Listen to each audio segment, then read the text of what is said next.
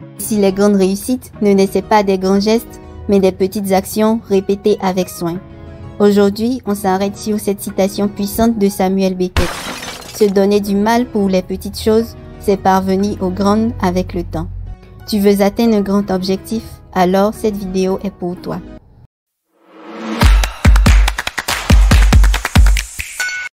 Partie 1. Pourquoi les petites choses sont-elles essentielles? Aujourd'hui, nous vivons dans une société qui glorifie la vitesse et les grands résultats visibles. On veut des transformations éclatantes, des réussites fulgurantes. Mais la réalité, c'est que tout ce qui dure, tout ce qui compte prend généralement du temps. Samuel Beckett nous le rappelle avec sagesse. Ce sont les petites choses du quotidien, celles qu'on fait avec rigueur et patience, qui construisent les grandes victoires.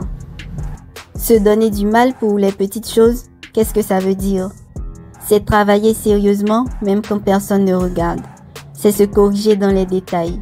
C'est être exigeant sur ce qui semble insignifiant. Ce sont ces petits efforts qui, cumulés, mènent à de grands résultats. Partie 2.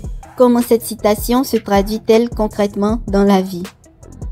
Pour que tu comprennes mieux comment appliquer cette citation, je te donne des exemples relatifs à deux domaines différents. 1. Dans les études ou l'apprentissage. Pour apprendre une langue ou maîtriser une compétence, ce ne sont pas les révisions de dernière minute qui font la différence, mais les quelques minutes par jour où tu relis tes cours, où tu pratiques, où tu fais l'effort de t'améliorer. 2. Dans le sport. Les champions ne deviennent pas champions en une semaine. Ils s'entraînent chaque jour, parfois sans résultat visible pendant des mois. Chaque étirement, chaque répétition, chaque discipline alimentaire est une petite chose, mais chaque petite chose compte. Partie 3. Pourquoi faut-il être patient? Se donner du mal pour les petites choses, c'est parvenir aux grandes avec le temps. Samuel Beckett ajoute une dimension clé à sa citation, avec le temps. Ce que beaucoup oublient, c'est que les petites choses ne produisent pas de grands résultats immédiatement. C'est la répétition dans le temps qui transforme une habitude en force. C'est la persévérance, même quand tu ne vois pas encore les fruits qui t'emmènent loin. Pose-toi cette question. Quelles sont les petites choses que je fais aujourd'hui et qui, si je les répète pendant 6 mois, peuvent changer ma vie? Ça peut être développer une compétence pendant 15 minutes par jour, te réveiller 30 minutes plus tôt, écrire chaque matin tes objectifs, faire 15 minutes de sport, travailler sur ton projet 1 heure par soir.